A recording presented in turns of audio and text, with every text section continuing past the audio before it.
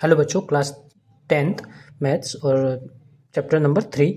अब यहाँ पर हम एक सारणी पढ़ने वाले हैं, सारणी 3.1। ठीक है, यहाँ पे क्या देखना है, हम पढ़ रहे थे रैखिक समीकरण युग्म। ठीक है, हम क्या पढ़ रहे थे, ये देखिए, दो चर वाले रैखिक समीकरण युग्म पढ़ रहे। ठीक है, और युग्म का मतलब क्या होना, दो।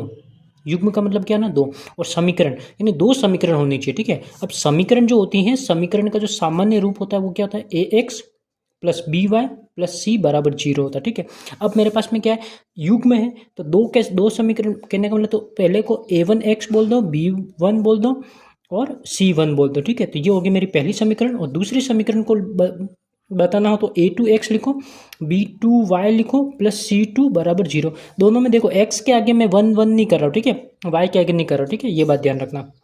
अब इस समीकरण, इस सारणी में क्या बता रखा है, अगर a1 बटा a2, ठीक है, और b1 a1 क्या हो गया, ये इसके आगे वाला नंबर ये, जैसे इस उदाहरण से देखते हैं। ठीक है, इसमें क्या रखा है, a1 क्या हो जाएगा 1 है ना, x के आगे कुछ नहीं है तो आगे कितना 1 है, तो a1 कितना हो गया 1। ठीक है, और b1 कितना हो गया, b1 हो गया 3। ठीक है, और सॉरी a2 कितना हो गया 3। ठीक है, और दूसरा क्या निकलना अपने को, b1 देखो, b1 कितना है यहाँ पे -2, b2 कितना है यहाँ पे 4।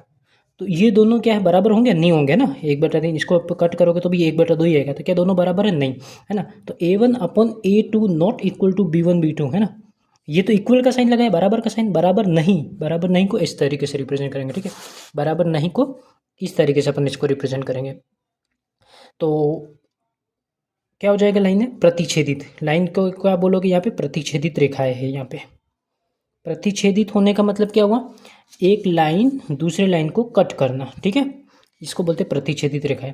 तो जब भी a1 बटा a2 b1 b2 के बराबर नहीं होगा तो अपने पास में प्रतिच्छेदित रेखाएं बनेगी और एक पॉइंट पे कट करेगी, तो इसका अपने को एक हल निकलेगा। ठीक है, क्या होगा, एक हल निकलेगा। एक हल निकलने का मतलब, इन दोनों का आप सोल्व करोगे, जो हम तीन प्रतिस्थापन विधि, विलोपन विधि से हम सोल्व करते थे ना, तो x की वैल्यू, माना कि x की वैल्यू 1 में आ गई 3 और y की वैल्यू आ गई, y की वैल्यू 4। तो ऐसा नहीं होगा कि x की वैल्यू, अब यहाँ पे आप 4 भी देखोगे और y की वैल्यू 2, ऐसा कुछ भी दो मान नहीं दिखेंगे, या तो यही दिखेगा या यही दिखेगा। ठीक है, एक ही हल निकलेगा, मतलब कहने का मतलब। ठीक है, तो ये हो गया, एक हल निकलेगा। प्रतिच्छेदित होगी, ये कंडीशन, ये पता होना चाहिए, a1 बटा a2 ये कंडीशन पता होनी चाहिए।